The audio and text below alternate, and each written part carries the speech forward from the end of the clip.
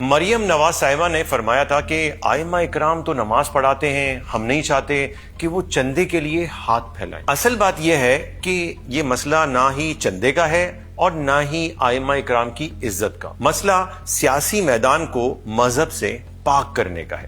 وہ کیسے؟ آئیے سمجھتے ہیں۔ پنجاب میں رجسٹرڈ ووٹرز کی تعداد تقریباً 7,77,00,000 ہے اور پنجاب حکومت کی جانب سے شائع کی جانے والی رپورٹ کے مطابق پورے پنجاب میں 68,554 68,554 مساجد ہیں۔ تمام مسالک کی انہوں نے پورا کیٹیگرائز کیا ہے، بریلوی، دیوبندی، اہل تشیع وغیرہ وغیرہ۔ اگر ووٹرز کو پورے پنجاب کی 68,554 مساجد پر تقسیم کریں تو ایک مسجد اوسطاً 1124 ووٹرز سے جڑی ہوئی ہے۔ یہ ایک ایوریج ہم نکال لیتے ہیں۔ اب ذرا سوچیں، اگر ہمارے ائمہ مساجد خود کو صرف نماز، جنازہ، نکاح اور مسلکی اور فقہی مسائل تک محدود نہ رکھیں بلکہ نماز کے ساتھ دین کے مکمل نظام یعنی سیاست، معیشت، عدل، تعلیم اور معاشرت کو بھی سادہ زبان میں لوگوں کو سمجھانا شروع کر دیں، اگر وہ یہ کام 5 سال مسلسل کر لیں اور لوگوں میں شعور پیدا کر دیں کہ اسلام صرف عبادات کا نام نہیں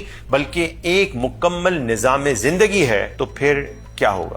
اصل تصویر ذرا یہاں دیکھیں۔ 2024 کے الیکشن میں پنجاب میں 3,62,00,000 لوگوں نے ووٹ ڈالا، یعنی ایک مسجد سے وابستہ 1124 میں سے صرف 528 افراد نے ووٹ ڈالے تھے۔ اب ذرا یہ تصور کریں کہ اگر ہر امام صرف اوسطاً یعنی ایوریج ایک مسجد میں 300 افراد کو اسلامی نظام کے لیے فکری طور پر تیار کر دے۔ ہوتا کیا ہے کہ ہمارے یہاں پہ جو لوگ بات بھی کرتے ہیں تو وہ اپنی تنظیم کی بات کرتے ہیں، اپنی جماعت کی بات کرتے ہیں، اسلامی نظام کی بات نہیں کرتے۔ اگر اسلامی نظام کے لیے تیار کر دے تو پورے پنجاب میں کم از کم 2 کروڑ باشعور ووٹر تیار ہو سکتے ہیں۔ یہ تعداد مجموعی ٹرن آؤٹ یعنی کتنے ووٹ پڑے ہیں ان ووٹس کا تقریباً 56.81% بنتی ہے۔ اب آپ خود بتائیں کہ اکثریت کس کے پاس ہوگی، حکومت کس کے ہاتھ میں آئے گی؟ اور یہ جو میں نے حساب کتاب بتایا نا، یہ کم از کم اندازہ بتایا ہے، لیکن دوسری جانب حقیقت کیا ہے وہ سب لوگ جانتے ہیں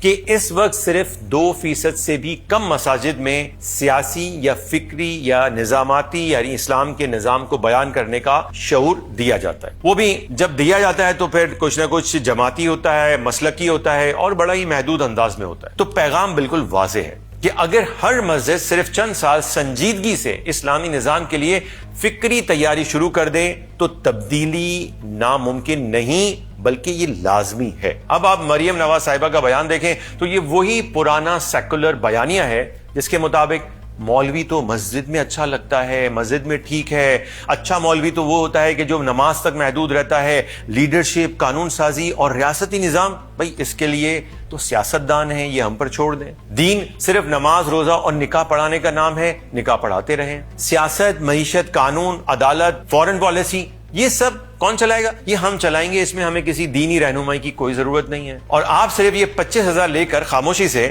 ممبر و محراب میں قید ہو جائیں۔ اصل میں یہ کہنا کیا چاہتے ہیں؟ یہ کہنا چاہتے ہیں، یہ سارے سیاستدان یہ کہنا چاہتے ہیں کہ علماء سیاست میں نہ آئیں تاکہ ہم اپنا گندا دھندا آرام سے چلاتے رہیں۔